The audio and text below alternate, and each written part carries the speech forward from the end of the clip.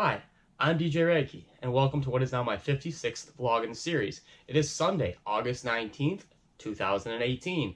No school today at the Scratch Academy, but I do want to give you a gig review. I know it's been a while. I'd love to do gig reviews more because that means I'm getting gigs. But we do have a little event that me and High Def put on last night that went very well. I just kind of want to go over the details with you, a timeline, and give you advice along the way on how you can do a wedding. And it was a very a multicultural event because it was a Cambodian wedding. It wasn't necessarily like a traditional Cambodian wedding or traditional American wedding, kind of a hybrid of the both. And there was a couple variables that popped up along the way, and I'd like to share them with you. So I did the cocktail ceremony, and what was tricky about it was I did not see who I was playing for, but I'll tell you more about in a minute. But let me kind of get started with the events of the day. So High Def swings by around 1 o'clock. We kind of get out of here by the time we're packed up and rolling about 2 o'clock.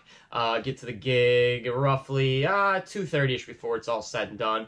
The goal was to be up and running by 3 and then start playing around 4 with about an hour time. So timeline-wise, we were probably a half an hour to an hour ahead of time where we needed to be. Got set up, really no problems, no issues.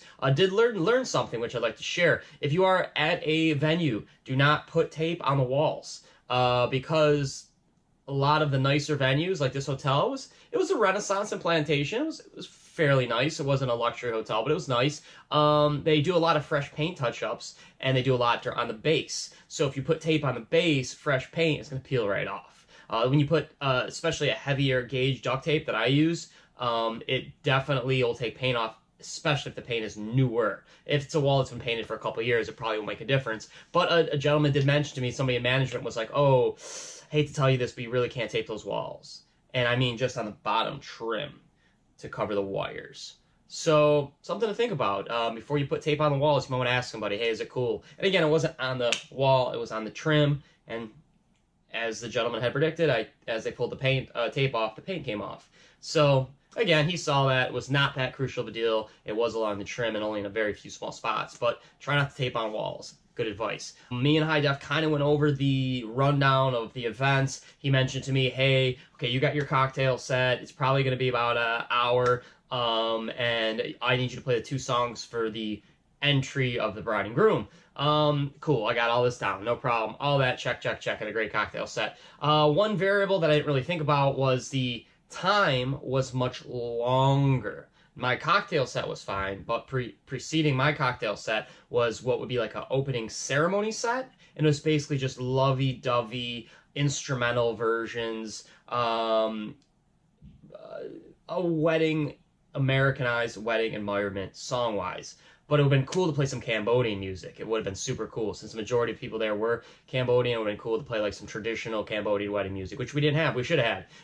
We didn't have, though. Again, it wasn't something the bride requested, which has been a nice touch, I felt. And we ran short on songs. I say we because it was High Def's computer, and I was playing, but we ran short of songs. We had to play songs twice over in the kind of the pre-ceremony set list. So again, make sure you got enough songs, because it was only supposed to be like 20 minutes and it ended up being like 45 minutes because something happened. I don't know what it was, but it was supposed to start, I believe, at like right at 4:30, and so we had like, at 4 to 4:30 we had enough music, but then the bride and groom didn't come out till like 5:15.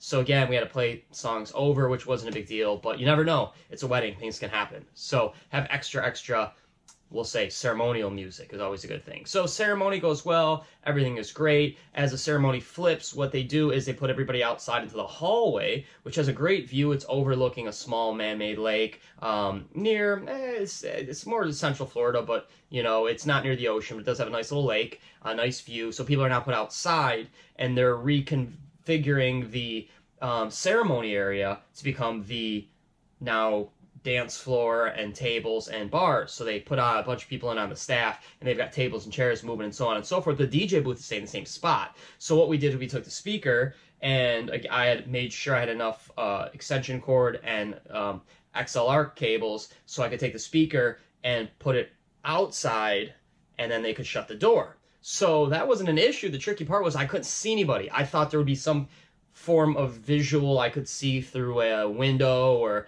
somehow see what was going on, and I literally was shut down in a what could be used as a conference, but a banquet center area. So I was playing into who I thought what they would like. So a few times I def walked in, was like, music's a little bit too quiet, or like thumbs up, and that was it. So for about the hour I played, music went very well. I stayed at a fairly low beats per minute, didn't use up any new songs, played almost no top 40. I think like one Maroon 5 song as far as closest thing to top 40, but I did, like I said in my past vlog, I wanted to roll with some Stevie Wonder, which I did. I wanted to roll with some Marvin Gaye, which I did. I wanted to do some like throwback hip hop, like Miguel Adorn was a song I wanted to drop, which I did. I just wanted to play a lot of friendly love songs. Half the songs I played probably had love in the title. Just wanted to keep that vibe, you know.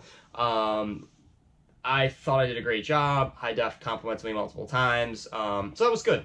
It was good. It's hard not to get the instant gratification feedback of looking into a room and seeing people dance or bob their heads. But again, there's a lot of variables in DJ, and you never know if you're going to be playing for... I was basically playing to 100 people, and I couldn't see any of them. So it was cool. It was a cool experience. So that was my part. The rest of the evening for me was getting the...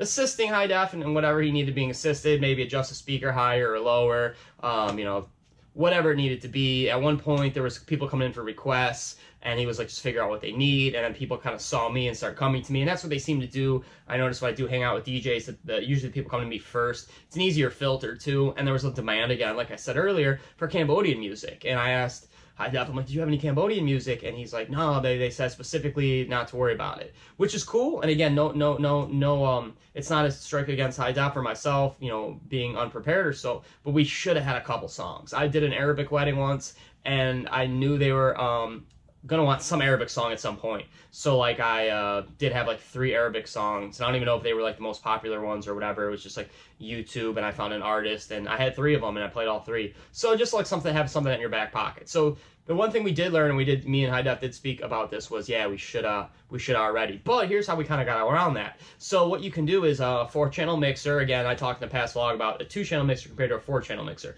A 2-channel mixer, you have 2 turntables or 2 paddles or 2 ways of controlling music, and you go up and down. With 4, you still have that going up and down, but now you got 2 extra ones. So you could add an extra CDJ if you wanted to have 3 tracks going. You could, most DJs utilize it as a mic, or you can utilize it as another source, as in plugging your phone. So with Cambodian music, we obviously don't have Cambodian music in our record pools. I told somebody, hey, if you want to hear a song, put it on your phone, let me see it, I got you.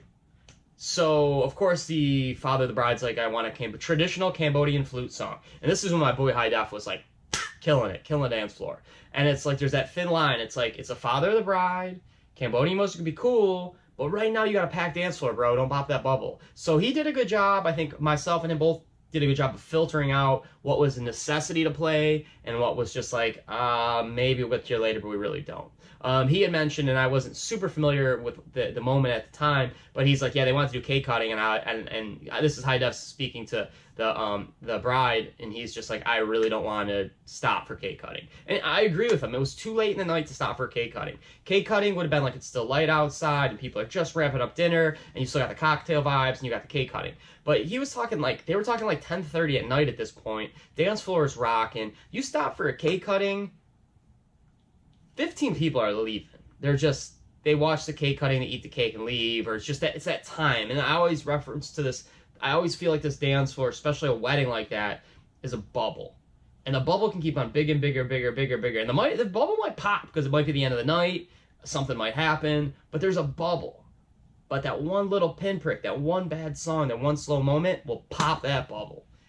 And he probably navigated it correctly. I being a newer DJ, and he's a newer DJ too, but I would have probably just gone with what the bride said. Of course, I would have loved to tell her, hey, I really don't want to do this cake cutting thing now. I know you want to because it's important, but if you want to keep this party live and that's what you paid me for, we need to keep this party live and I need to keep dropping bangers. So he handled it very well. So pat on the back to High Def on that situation. I would have played it differently, gone with the cake cutting, maybe lost some dance floor. Maybe that's when I dropped that traditional flute song in, just clear out a little bit of the request and then say, hey, in 5 minutes we're hitting this back hard. We just want a cake cut. Again, that's a wedding variable that you never know. Another thing with a timeline, he was given a distinct timeline, and most weddings are. It's like, okay, at 5:15 we're doing this, 6:15 we're doing this, 6:45 we're doing this. Well, like I said, the 4 to 4:30 arrival time got almost pushed back 45 minutes for whatever reason. Don't know why. For whatever reason, it just was a very delayed, long process. And that kind of condensed everything. So maybe that cake cutting was supposed to come at 9:30 instead it comes in at 10:30.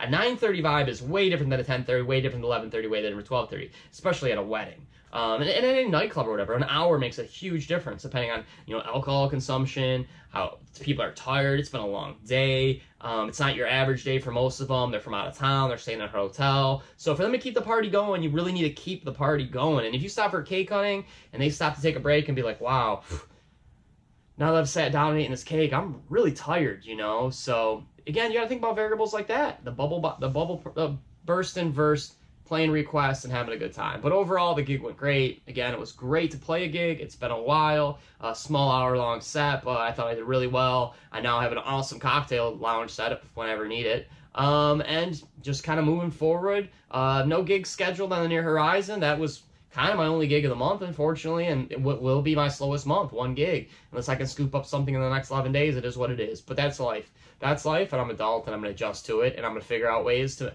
earn a living and survive and do what I like to do, which is being DJ Rad Key and playing for people. So if some months I only get one gig, and hopefully those months will be very, very few and far in between, it is what it is, and I'll make the most of it. So thanks for joining me on my vlog today and sharing the experience of what is DJ Rad Key. See everything that is DJ Rad Key on djradkey.com. And again, as always, say hi to people, be nice, give a smile to someone who needs it, be kind to strangers, and call somebody up that you haven't talked to in a while. Grab that phone, take a look, find an old friend from high school, maybe college, a family member you haven't talked to. I'll just hit them up. It's Sunday.